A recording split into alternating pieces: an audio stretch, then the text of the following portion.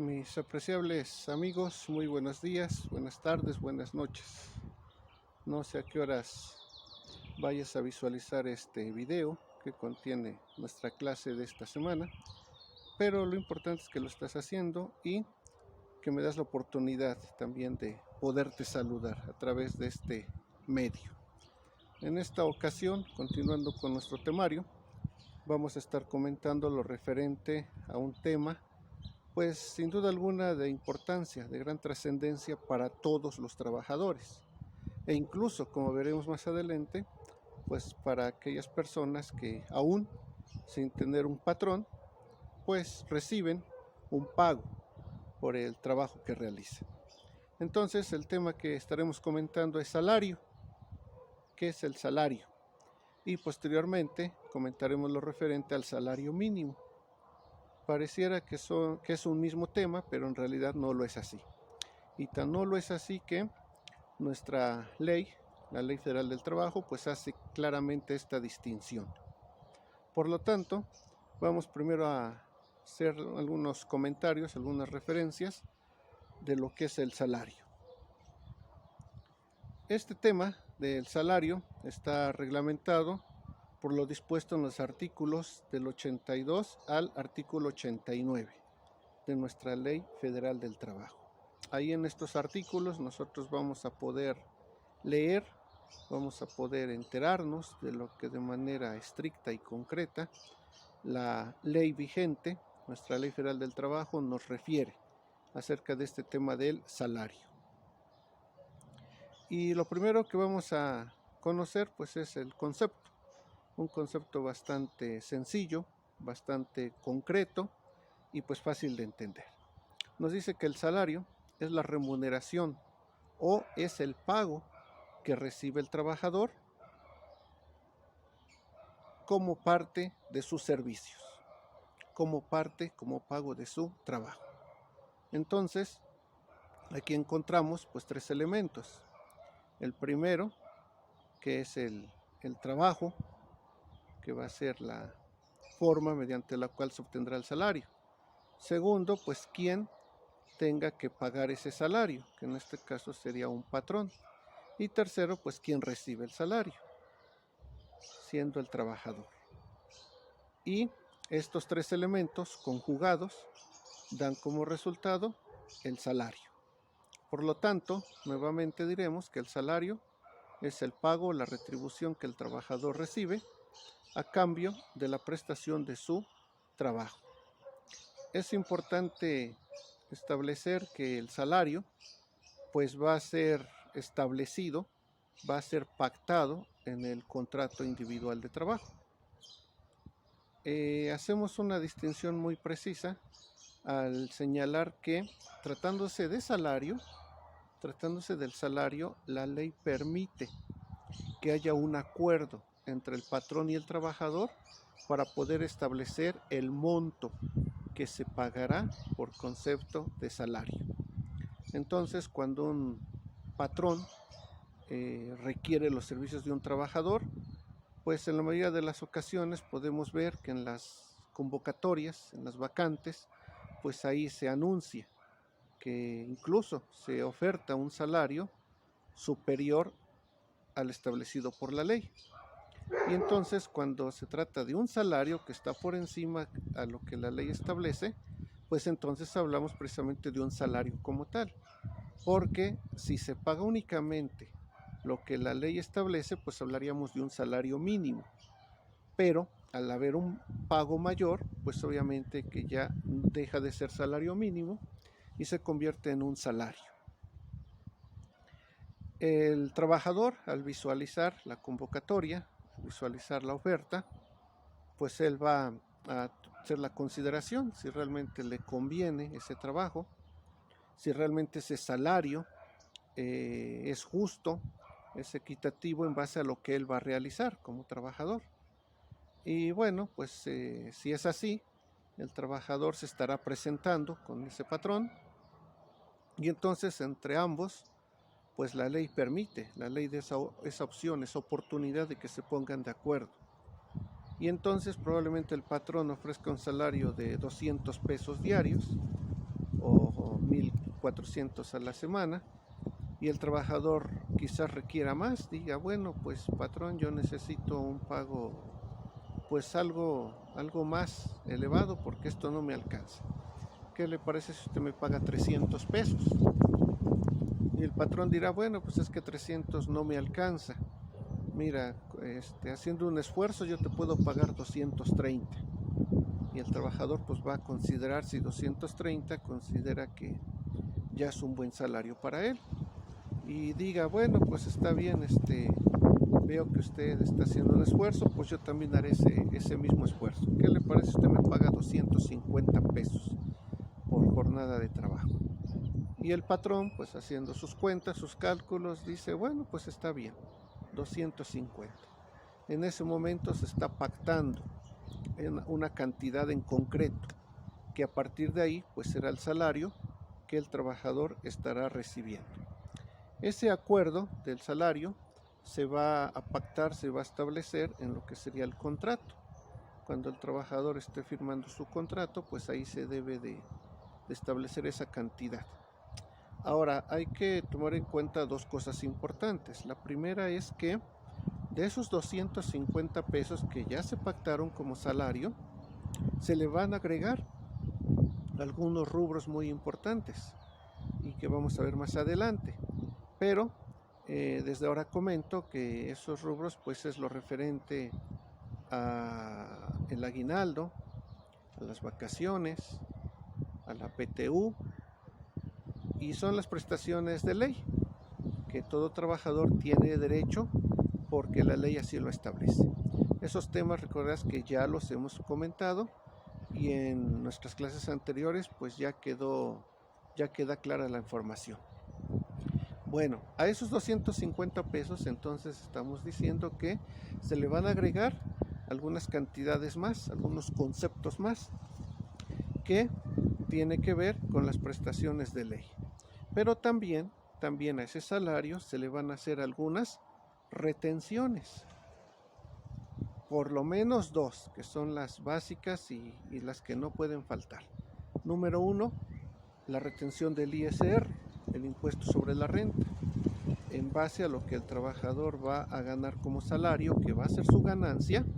El patrón tendrá que hacer esa retención de acuerdo a lo que establece las tablitas que la ley del ISR nos presenta, y entonces pues ahí se tendrá que hacer una deducción a ese pago. Y también lo que se refiere a la cuota obrero patronal, para que el trabajador pueda gozar del seguro social, pues el patrón tendrá que pagar su cuota, pero también el propio trabajador está obligado a pagar una cuota, y eso se le va a deducir, se le va a retener de su salario. Entonces por lo menos ahí tenemos dos que por ley son a fuerza, y se le pueden sumar algunas más, pero eso lo comentaremos más adelante. Entonces, de esos 250 pesos que ya están pactados, pues obviamente que puede haber variantes. La primera es de lo que se le va a sumar al salario, y la segunda de lo que se le va a restar, y el resultado pues será el salario que el trabajador estará obteniendo.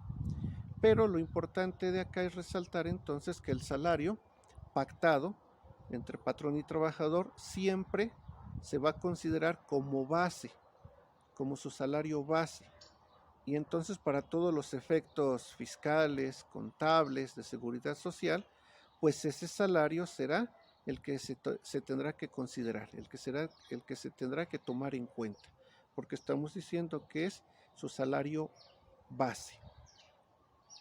De ahí la importancia que tiene, pues dejar en claro cuál va a ser ese dinero, ese total, esa ganancia que el trabajador va a obtener por jornada de trabajo, o por semana, o por quincena, o por mes, también se puede dar el caso, dependiendo la forma de pago. Pero como ya también lo hemos visto en ejercicios anteriores, pues es muy importante determinar el salario diario, el salario por jornada de trabajo, que insisto, pues será la base para los diferentes factores que hemos mencionado y que en un momento comentaremos un poco más. Bueno, dicho lo anterior, entonces resaltamos nuevamente que el patrón y el trabajador tienen esa opción, esa oportunidad, porque la ley así lo permite, de poder entre los dos libremente pactar la cantidad de salario, que servirá como el salario base, el salario diario, y que pues seguramente va a ser superior al salario mínimo, que es el que la ley establece y que, repito, veremos más adelante. Bueno, quizás hasta acá la pregunta que nos surja es, bueno, si ya tenemos un salario mínimo, ¿por qué se establece otro salario distinto? Y otra duda más puede asaltar nuestra mente. Y creo que esa duda todos nos la hemos hecho más de una vez. ¿Por qué algunos trabajadores ganan más que otros? ¿Por qué el trabajador se ve obligado a pagarle más a un trabajador? ¿Por qué el patrón no se enfoca a pagar únicamente el salario mínimo, que es el que está obligado por ley, y con eso se quita problemas y a lo mejor hasta economiza? Porque el salario mínimo siempre será menor al salario base, al salario normal. ¿Por qué? ¿Por qué esto sucede así en la vida real, en la vida laboral?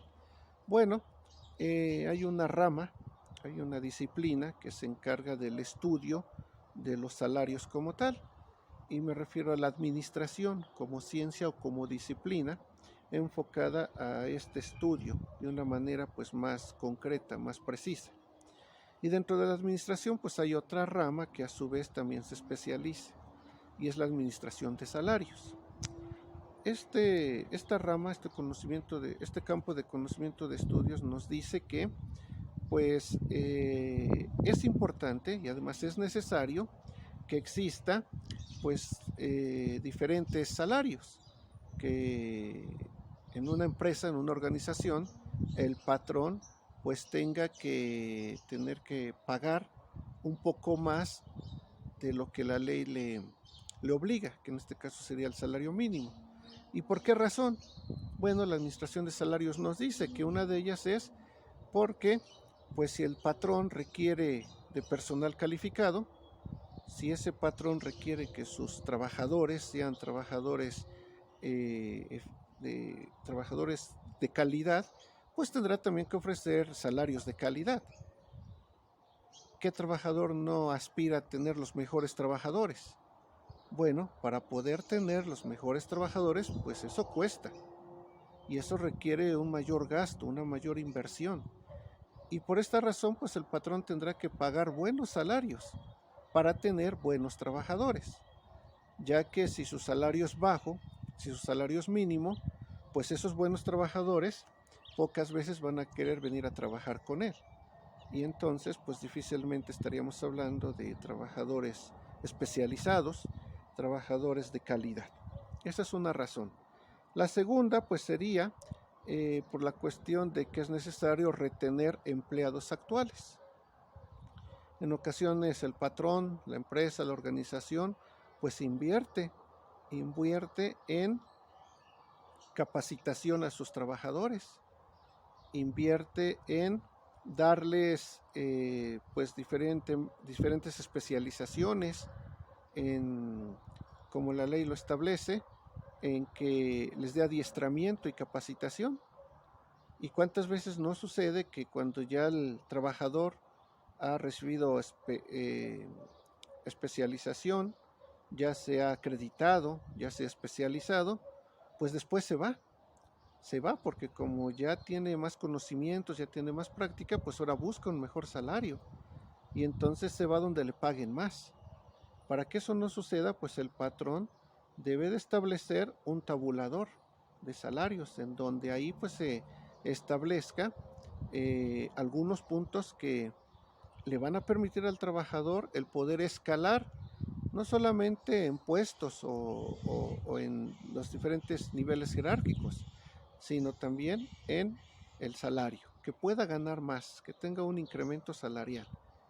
Y esta pues sería una forma de retener a su personal, como hemos dicho, para que estos pues no vayan, los trabajadores, y ahora busquen otro trabajo donde se les pague mejor abandonando a su anterior patrón que pues ya invirtió en ellos, en la capacitación, en el adiestramiento, en lo que hemos ya comentado. Por esa razón las empresas, las organizaciones pues deben de mantener una constante alza e incremento en sus sueldos, en sus salarios. De otra manera, pues sus trabajadores van a emigrar a otros lugares. Un punto más que la administración de salarios nos refiere es para alentar el desempeño adecuado. Y decíamos hace un momento que pues qué patrón no quisiera tener a los mejores trabajadores, que estos fueran los más calificados, que trabajaran con eficiencia, con eficacia, con calidad. ¿Se puede lograr eso? Pues claro que sí se puede lograr. Se requiere de muchos factores. Y uno de ellos que abona mucho para que esto se pueda lograr, pues sin duda alguna es el salario. Trabajadores que son bien pagados, trabajadores que son bien remunerados, pues ellos se sienten parte de la empresa. Ellos van a hacer su trabajo de la mejor manera posible. Ellos van a redituar lo que están recibiendo. Hay una frase muy común que seguramente la hemos escuchado. Son trabajadores que se ponen la playera, sudan la playera, se sienten parte de la empresa, ¿sí? Y eso permite que su trabajo, pues así se vea reflejado. ¿Y por qué? ¿Por qué sucede esto? Pues porque seguramente estos trabajadores tienen un buen salario, están a gusto con su trabajo, están a gusto porque, como hemos dicho, se sienten parte de la empresa. Y por esta razón, pues la administración de salarios nos enfatiza que esto debiera de motivar no solamente al trabajador, sino sobre todo al patrón, para que a través de el incremento salarial pues pueda retribuir lo que recibe del trabajador, no solamente como trabajo, no solamente como su fuerza laboral, sino esos factores que van más allá, como hemos dicho, la eficiencia, la eficacia, la calidad, incluso la asertividad y todos esos puntos que sin duda alguna pues son muy importantes dentro de toda organización. Y bueno, una más, porque dice que además de todo esto, pues hay que cumplir con las disposiciones legales. Vamos a ver más adelante que por ley, cada año el patrón está obligado a incrementar el salario de sus trabajadores. Y esto lo tiene que hacer porque la ley así se lo impone, así está obligado. Pero pues no solamente debe de hacerlo porque debe de cumplir con la obligación, sino que debe de hacerlo porque él está a gusto también con sus trabajadores. Él está retribuyendo lo que recibe de sus trabajadores. Y si el trabajador siente que su patrón lo aprecia, que su patrón lo estima, que su patrón se preocupa por él, pues ya lo mencionamos. Ambos se van a sentir a gusto y sin duda alguna el trabajo va a ser más efectivo, va a ser más eficiente. Y los resultados, pues esos vienen a la par. Por esa razón, la administración, y sobre todo la administración de salarios, pues nos enfatiza que es muy importante hacer un estudio minucioso del salario y además, pues cuando se tenga que cumplir con la disposición legal del incremento salarial, pues debe de realizarse tomando en cuenta estos aspectos. Estos no son todos, solamente son algunos de ellos, pero sin duda alguna son quizás los de mayor impacto dentro de nuestro tema que nos ocupa, que es el salario. Bueno, avanzando, pues vamos a encontrar que de acuerdo a la propia Ley Federal del Trabajo, en los artículos en comento, pues nos hace una distinción, que hay diferentes tipos de salario. Y uno que nos enmarca la ley dice que es el salario por unidad de obra. Este salario se paga de acuerdo a la cantidad de trabajo. Es independiente del tiempo invertido en la ejecución del propio trabajo. Y entonces acá el patrón va a pagar no por el tiempo, sino por el trabajo que se realice. Normalmente este tipo de pago de salario pues es para personas que ejercen algún oficio, algún trabajo en particular, como por ejemplo un albañil, un herrero, un carpintero, un plomero, un herrero. Cualquiera de estas personas nos van a cobrar de acuerdo al trabajo que realizan. Si contratamos a un albañil para que nos haga una barda, pues él va a medir cuántos metros son, la ubicación de la barda y otros aspectos que él va a considerar, y entonces nos va a emitir un posible cobro. Nos va a decir, pues yo te cobro tanto, y sin importar el tiempo que tarde en realizar esa barda. A lo mejor la construye en una semana, o a lo mejor la construye en un mes. Eso no nos interesa tanto porque el acuerdo es por lo que va a hacer, y acá pues no cuenta el tiempo. Otro ejemplo podría ser un carpintero. Necesitamos una puerta bonita de cedro. Vamos a ver al carpintero, hablamos con él, le damos las medidas, y entonces pues él nos va a decir, te cobro 5,000 pesos por la puerta y para el lunes está lista, ya puesta en tu casa. Vamos ya a ponernos de acuerdo, a lo mejor buscamos que nos haga una rebaja.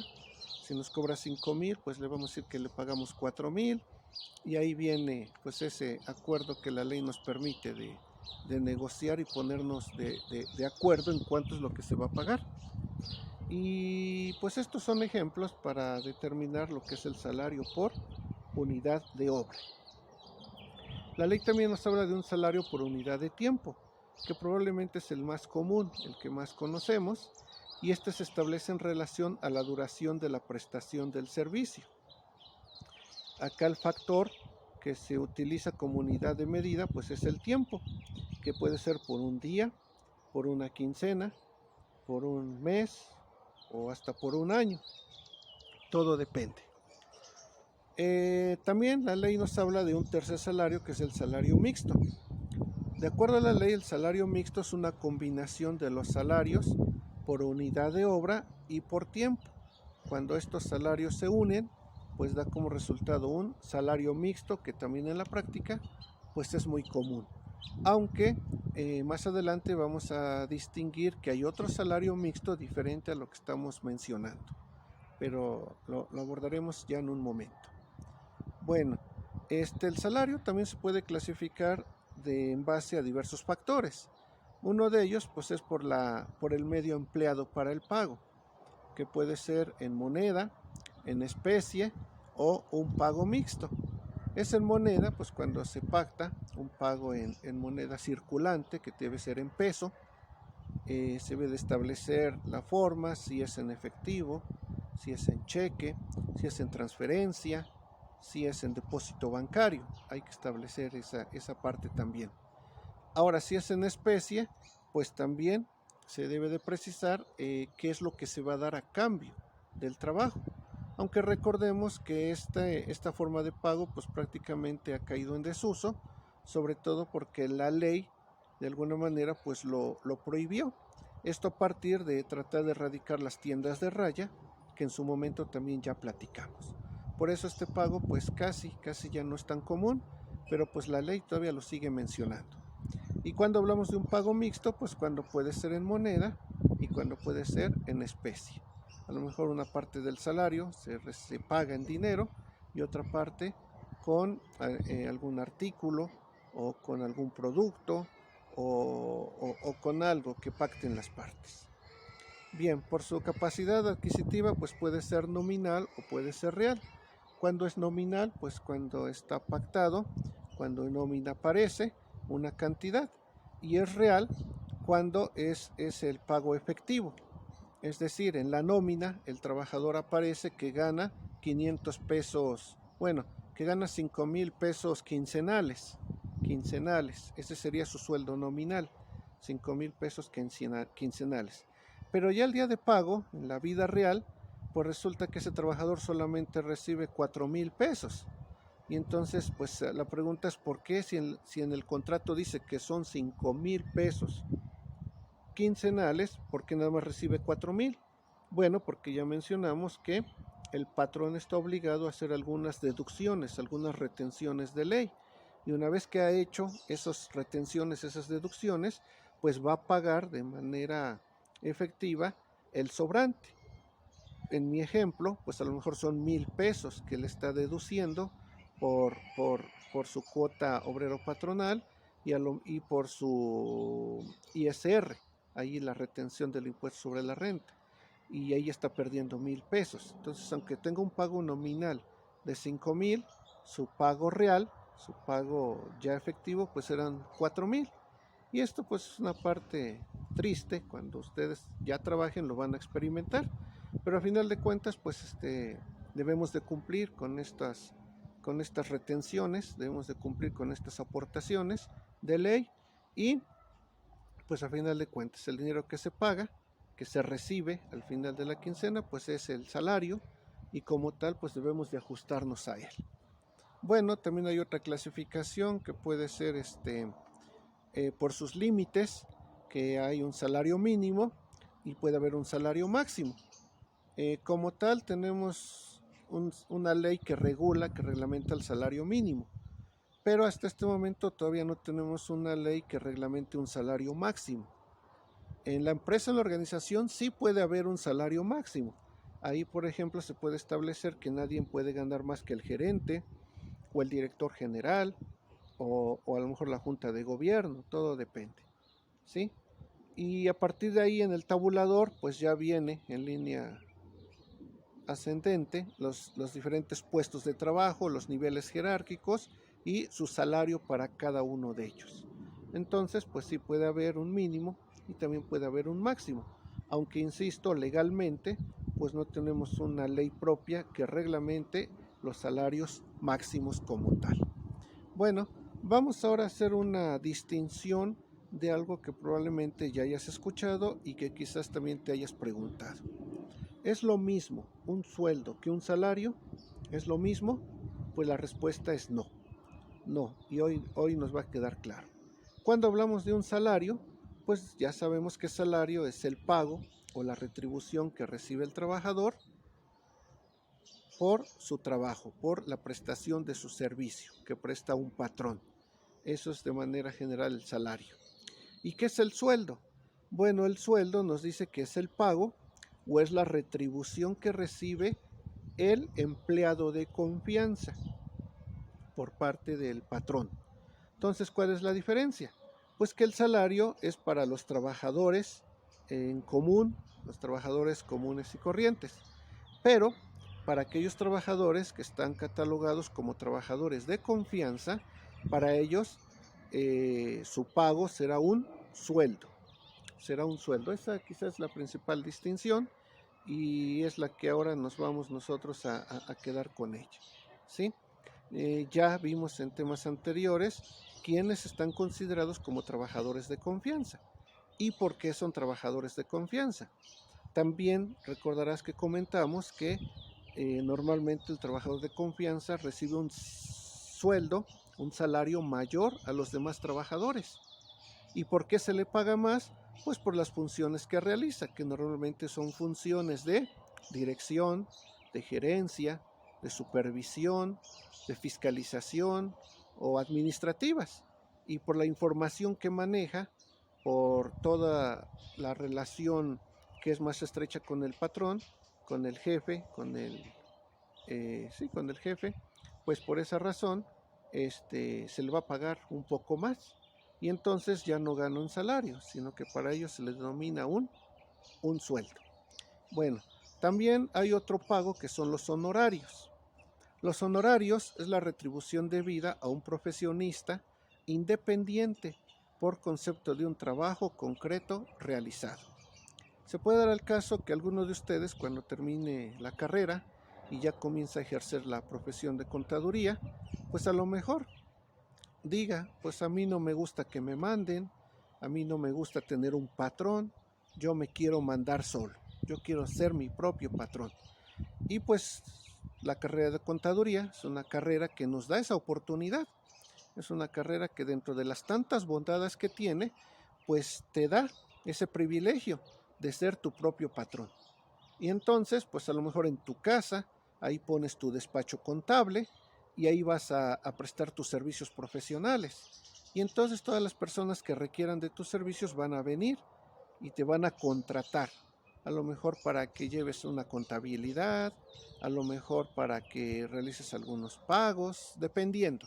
Bueno, pues lo que ellos te van a pagar no es un sueldo, tampoco es un salario. Lo que te van a pagar se le considera honorarios. Desde el punto de vista fiscal, tiene un tratamiento especial. Más adelante vas a ver que una de las tantas formas de tributar es a través de honorarios. ¿Y quiénes tributan ahí? Pues estamos diciendo que cualquier profesionista que de manera independiente presta servicios profesionales. Y entonces, repito, ahí el pago que se recibe no es un sueldo, no es un salario, sino son honorarios. Y pues por lógica también hay que pagar el debido impuesto. Por eso decimos que en materia fiscal pues tiene un tratamiento especial el poder tributar bajo este esquema de honorarios. Porque a final de cuentas es un pago, a final de cuentas es una ganancia. Y así como los trabajadores que trabajan en la empresa, el patrón les retiene el ISR, pues acá el trabajador, en este caso el profesionista, que no solamente puede ser un contador, puede ser un médico, un abogado, un ingeniero, un psicólogo, cualquier profesionista que preste un servicio profesional y que cobre, pues tendrá que pagar su ISR en base al pago que está recibiendo. Eso más adelante lo van a estudiar a fondo en su tema de sueldos y salarios y pues ahí les va a quedar mucho más claro.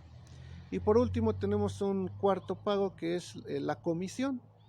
¿Qué es la comisión? Bueno, es la cantidad pagada a una persona o institución por llevar a cabo un negocio como agente de otra persona, calculada como a través de un porcentaje sobre el valor de la operación. Entonces esta es otra forma de trabajar. Muchas personas trabajan por comisión y entonces se les paga pues dependiendo de lo que hagan. Como que es un poco parecido a la obra porque es dependiendo el resultado. Pero aquí es diferente porque la obra ya es por todo un trabajo en concreto y aquí es por porcentaje. Solamente se recibe un porcentaje de las ganancias que se obtengan. A final de cuentas, pues también es un pago, es un salario y que como tal, pues la persona recibe. Todos estos pagos, que es el salario, el sueldo, los honorarios y la comisión, tienen un común denominador. Alguien lo paga, alguien lo recibe y quien lo recibe, pues es para poder satisfacer sus necesidades. Ese es el común denominador. Y también, pues todos también tienen otro común denominador, que es que deben de pagar su respectivo impuesto. Se debe de tributar a través del ISR. Repito, eso lo verán pues ya un poco más adelante en su materia de sueldos y salarios. Bien, debemos de comentar que también existen diferentes clases de sueldo y salario. Diferentes clases. Si bien tenemos un salario mínimo, estamos diciendo que hay un salario que se establece de común acuerdo entre patrón y trabajador. Bueno, también la ley nos habla de otras clases de salario. Por ejemplo, el salario de menores, pues es diferente. El salario que se paga por horas extras, ya vimos que las horas extras se pagan al doble, incluso se pueden pagar al triple. El trabajo nocturno, pues también tiene un salario especial. ¿Por qué especial? Pues ya lo vimos en los ejercicios prácticos en clase. Pensemos que el trabajador recibe un salario semanal de 1,500 pesos en jornada nocturna, en jornada diurna, de día, 1,500 pesos. Entonces, para saber su salario diario, dividimos los 1,500 entre 7, que son los 7 días. Y ahí obtendremos el salario diario. Ahora lo dividimos el salario diario entre 8, porque son 8 las horas que tiene la jornada de trabajo diurna. Y nos va a dar una cantidad. Pero si hacemos la misma operación, pero ahora la dividimos entre 7, porque la jornada nocturna es de 7 horas, vamos a tener como resultado que se paga más el trabajo nocturno. Aunque a final de cuentas es el mismo pago, resulta que se paga más porque se trabaja menos. Ya vimos que en la jornada nocturna son 7 horas que se deben de cumplir para completar la jornada de trabajo. Entonces se trabaja 1 hora menos. Por lo tanto, el salario, pues el que se paga por la hora de trabajo nocturno, pues es mayor. Es mayor, no porque esté ganando más, sino porque está trabajando menos, 1 hora menos. A final de cuentas, pues también es un pago especial porque el trabajo nocturno, de acuerdo a lo que estamos diciendo, pues se paga más. Las horas extras nocturnas, de igual suerte. Las horas trabajadas en días feriados o los días festivos, los días inhábiles que se trabajan, pues también se pagan al doble, se pueden pagar al triple, los días de descanso. Todos estos días que de alguna manera, días u horas que de alguna manera reciben un trato especial y que equivale a que se paga más, pues forma parte de lo que son las diferentes clases de salario, porque a final de cuentas pues hay una variación entre el pago dependiendo de cada situación en concreta, como ya hemos comentado, y como en nuestras clases anteriores, pues ya en nuestros ejercicios prácticos también nos ha quedado claro. Bien, avanzando, vamos a ver ahora que en resumen, en nuestro país, de acuerdo a nuestra propia Ley Federal del Trabajo, pues tenemos tres tipos de salarios, ¿sí? ¿Cuáles son esos 3 tipos de salarios? Bueno, número uno, el salario fijo. Se representa tal como su nombre lo dice. No tiene cambios y se conocen todas las percepciones del trabajador desde su inicio, desde que comienza a laborar. ¿Por qué? Porque está plasmado en el contrato de trabajo, como ya en un inicio hicimos referencia. Todo esto de acuerdo a lo pactado con el patrón y que constará en el propio contrato de trabajo. A esto, que será el salario, como ya mencionamos, le vamos a sumar las debidas prestaciones de ley, que es el descanso, los días de descanso, las vacaciones, la prima vacacional, el aguinaldo, la capacitación y la PTU, el reparto de utilidades. Estos 6 factores, que son derechos del trabajador, pues se le van a sumar al salario fijo, como ya habíamos mencionado. Entonces hacemos la distinción. El salario base es el salario que el trabajador gana por jornada de trabajo, salario base. El salario fijo es el salario que se obtiene del salario base más la suma de las prestaciones de ley. Todo esto será el salario fijo.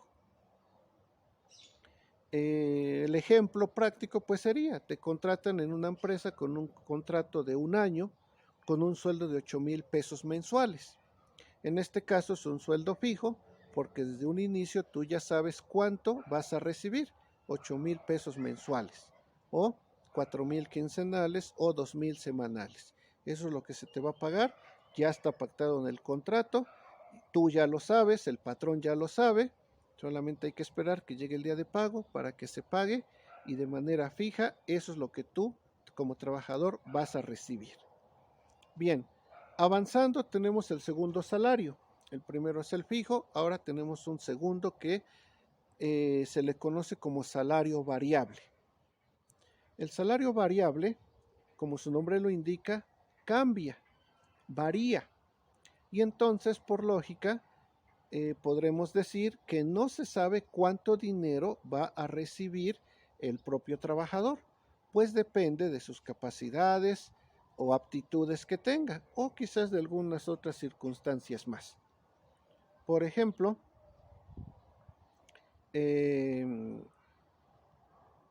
para que hablemos de un salario variable, pues deben de intervenir otros factores que se traduzcan en dinero, pero que no estén consideradas como prestaciones de ley. Y esto puede ser a lo mejor comisiones, bonos, tiempo extra, gratificaciones, recompensas o algunos otros factores más, ¿sí? Y vamos a dar un ejemplo. Habíamos dicho que el trabajador en su contrato se pacta que va a recibir 5,000 pesos quincenales. Eso será su salario fijo, 5,000 pesos quincenales. A esto le vamos a sumar algunas cantidades de dinero que va a ganar de manera extra. Pensemos que en una quincena se quedó a trabajar, acumuló 5 horas extras. En una quincena acumuló 5 horas extras. Y aparte se hizo acreedor a un bono de puntualidad, porque durante todos los días de esa quincena siempre llegó temprano, llegó a tiempo, y la empresa premia a sus trabajadores con un bono de puntualidad que es a través de un pago de 500 pesos. Eso significa que este trabajador al final de esa quincena no solamente va a recibir sus 5,000 pesos, que es su salario fijo, sino además va a recibir el pago por concepto de sus 5 horas extras que acumuló, más aparte sus 500 pesos por su bono de puntualidad. Entonces ahí ya tenemos un salario variable, ya está variando. Pensemos que por cada hora extra recibe, un ejemplo, recibe 100 pesos y se acumuló 5 horas extras, son 500 pesos, más su bono de puntualidad de 500, pues ya no va a recibir 5,000 pesos, sino ahora va a recibir 6,000 pesos. Pensemos que la siguiente quincena no acumuló ninguna hora extra, pero sí obtuvo su bono de puntualidad. Significa que en esa quincena va a recibir 5,500 pesos. Y para la siguiente quincena no tuvo horas extras tampoco, pero esta ocasión un día llegó tarde. Algo pasó y un día llegó tarde. Entonces eso significa que va a perder su bono de puntualidad. Y entonces en esta quincena no tiene horas extras, no tiene bono de puntualidad, solamente va a recibir su pago de salario fijo, que son 5,000 pesos. Alguien dirá, entonces le están pagando menos. Bueno, en realidad no le están pagando menos, le están pagando lo normal, le están pagando lo que originalmente se pactó como salario. Solo que ahora, al no recibir su bono de puntualidad y horas extras, pues obviamente que recibe menos dinero, pero menos dinero porque no hubo variantes, pero a final de cuentas está recibiendo su pago justo, su pago normal. Mientras reciba sus 5,000 pesos, será su salario normal, y eso no significa que está ganando menos. Ahora, ¿puede ganar más? Sí, sí puede ganar más, porque ya lo dijimos. A lo mejor su bono de puntualidad, a lo mejor un bono de productividad, a lo mejor una prima dominical. Todos estos factores que son pagos extras y que pueden hacer que el salario cambie, que varíe, pues todo esto le vamos a llamar salario variable.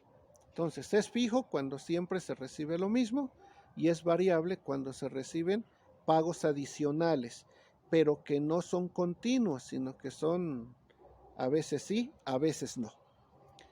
Bien, avanzamos y tenemos un tercer salario, y es el salario mixto. Para que sea un salario mixto, pues debe tener de los dos. Debe de tener del salario variable y del salario fijo, ¿sí? Este salario mixto o salario diario integrado variable, que es otro nombre con el que se le conoce, es un tanto más común en nuestro país y combina, como mencionamos, los dos elementos. Su fundamento legal lo encontramos en la Ley del Seguro Social, en el artículo 30, el cual nos establece que para determinar el salario diario base de cotización se estará en lo siguiente. Número 1. ¿Cómo vamos a poder determinar ese salario variable? No, ese salario diario integrado variable. 1. Cuando además de los elementos fijos del salario, el trabajador percibiera regularmente, entre otras retribuciones periódicas de cuantía previamente conocida, estas se sumarán a dichos elementos fijos.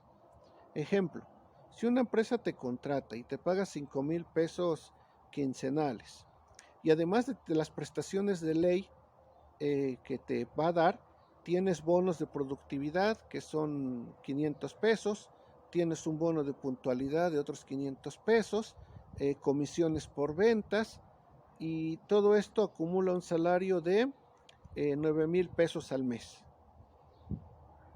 Si nos damos cuenta, tenemos aquí ya la combinación de un salario fijo, que son los 5,000 pesos, más un salario variable, que son las comisiones y los bonos.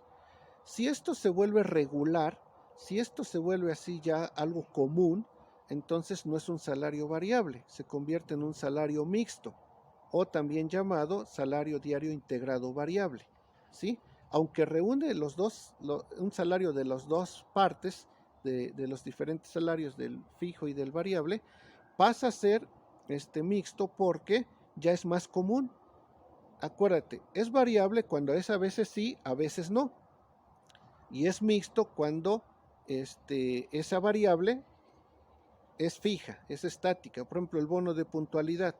Si el trabajador cada quincena, llueva o truene, recibe su bono de puntualidad porque siempre llega a tiempo, pues ese bono de puntualidad ya no va a ser salario variable, ya va a ser salario mixto, porque siempre lo está recibiendo.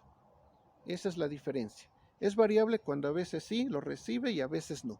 Es mixto cuando de manera fija lo recibe, pero que se trate de un dinero que sea producto de no de las prestaciones de ley, sino de otros conceptos adicionales, como ya vimos, que pueden ser bonos, comisiones, horas extras, primas, premios, recompensas, etcétera.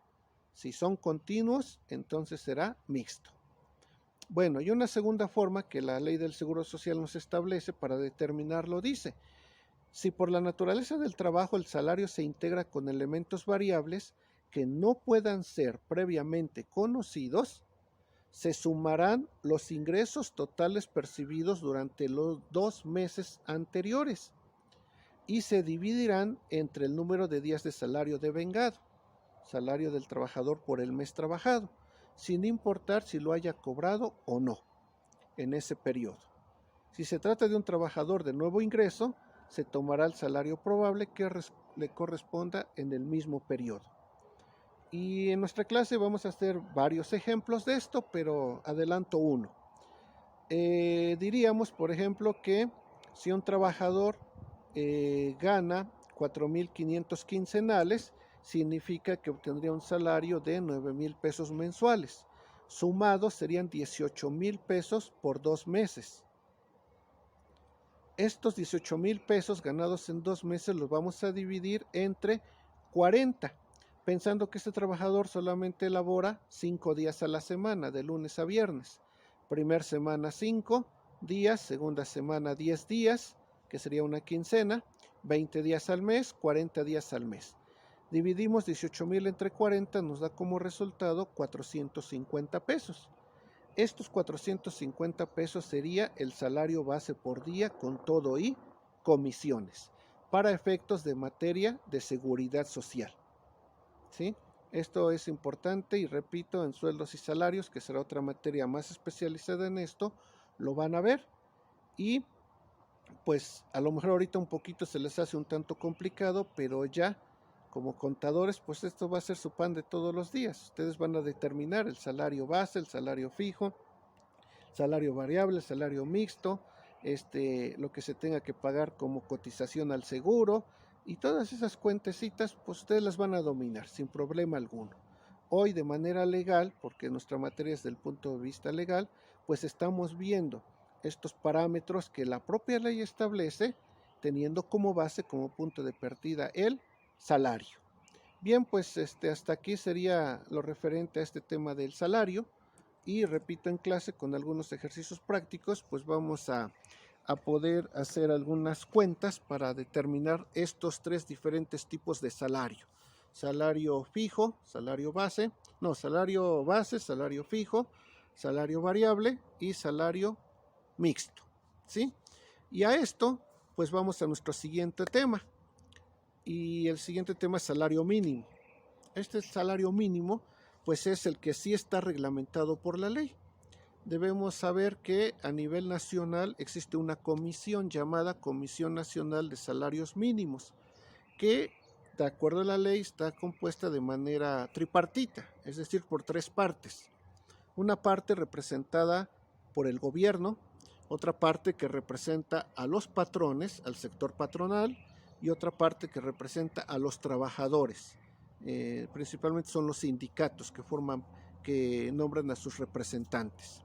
Entonces, cuando se unen estos representantes de estos tres sectores, gobierno, patrones y trabajadores, conforman esta Comisión Nacional de Salarios Mínimos. ¿Y cuál es su función? Su función es hacer un estudio, un análisis, para que cada año, en el mes de febrero, por ley, se deba de incrementar el salario mínimo. ¿Sí? Por ley, el 1 de febrero debe de haber un incremento al salario mínimo. ¿Pero qué es el salario mínimo? Pues su nombre lo indica. Es el pago mínimo que el trabajador va a recibir por la prestación de su servicio. Es el pago mínimo, es decir, no se puede pagar menos de lo que es el salario mínimo. Y aunque en la práctica las empresas pagan más del salario mínimo, pero el salario mínimo se sigue tomando como referencia. Es importante porque es el referente para algunos factores, por ejemplo, las multas. Si tú vas en tu coche y te pasas el semáforo en rojo, te detienen, te van a hacer una multa y esa multa está tasada en salario mínimo. Dice, el que se pase el rojo pagará una multa equivalente a 100 veces el salario mínimo. Y si el salario mínimo hoy está en 141 pesos, pues significa que 100 veces el salario, pues vas a pagar, ¿cuánto sería? 1,400, no, 140 por 10, 1,400 por 100, pues 14,100 pesos se pagaría por esa multa. Entonces vemos cómo es un referente, sobre todo para multas, para sanciones, ¿sí? Pero volviendo al punto, la comisión, tomando como en cuenta los parámetros de lo que es la economía nacional, la inflación y sobre todo los productos de la canasta básica, pues se va a determinar este salario mínimo, lo que cada año se va a incrementar. Este es un tema que seguramente en tu clase de economía lo vas a estudiar y ahí lo vas a analizar un poquito pues más a fondo. Hoy basta con decir que por ley el salario se debe de incrementar y ya los patrones pues tienen esa opción de ver cuánto ellos incrementan también el salario en su empresa, porque el salario mínimo se incrementa por ley. La comisión propone, pues para este año lo vamos a incrementar el 5%, y ese incremento del 5% es por ley, o sea, es el mínimo, es lo mínimo que el patrón puede incrementar. Pero si el patrón en la empresa dice, pues yo a mis trabajadores, como son buenos, trabajan bien, yo les voy a dar un incremento del 7%, pues qué bueno, es válido, y ojalá todos los patrones así fueran. El parámetro que se toma, repito, es lo que la Comisión Nacional de Salarios Mínimos nos establece como mínimo, pero esto puede ser superior. Aquí pues ya también viene el acuerdo entre patrones y trabajadores para ver de cuánto será el incremento salarial. Por eso siempre en los meses de noviembre, diciembre, enero, pues escuchamos en las noticias que los sindicatos ya se están organizando para una huelga porque el patrón no les quiere incrementar su salario. Y a final de cuentas no pasa nada, no llegan a huelga porque en esa plática, en ese acuerdo, pues finalmente llegaron a eso, a un feliz término, a un feliz acuerdo en cuanto al incremento salarial, y entonces pues no hay necesidad de una huelga. Bueno, ¿qué otra cosa es importante del salario mínimo? Pues ya decíamos que por ley en el mes de febrero se debe de incrementar. ¿Qué pasa si el patrón comienza a pagar el incremento salarial hasta el mes de junio? ¿Esto es válido? Pues sí es válido, sí se puede.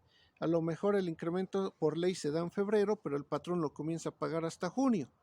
Bueno, hoy debemos saber que la ley obliga al patrón a pagar un retroactivo salarial, un pago retroactivo, es decir, se va a hacer la cuenta de cuánto es lo que el patrón le adeuda al trabajador por ese incremento salarial desde el 1 de febrero hasta el 30 de junio, que a lo mejor es cuando lo hizo efectivo.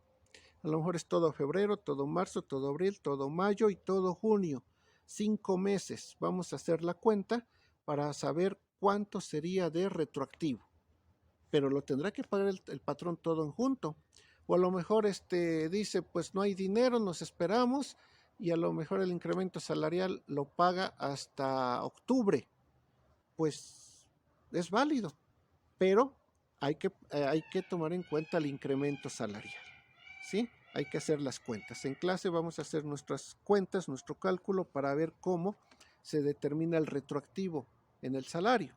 Y así entonces, pues, saber cuánto un trabajador recibiría en cada caso en concreto, siempre y cuando el patrón no pague el incremento salarial que por ley le obliga a partir de febrero.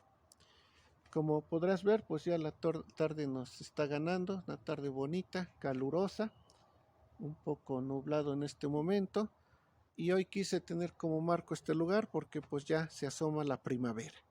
Ya en los siguientes días vamos a comenzar a ver el verde vivo, el verde bonito, y esto nos anuncia que la primavera está llegando. Sin duda alguna, pues el tiempo no se detiene, todo cambia, para bien, para mal, la naturaleza hace su parte, y pues nosotros vamos a continuar también haciendo nuestra parte. Por hoy sería todo y nos vemos en la siguiente plática. Hasta la próxima. Saludos cordiales.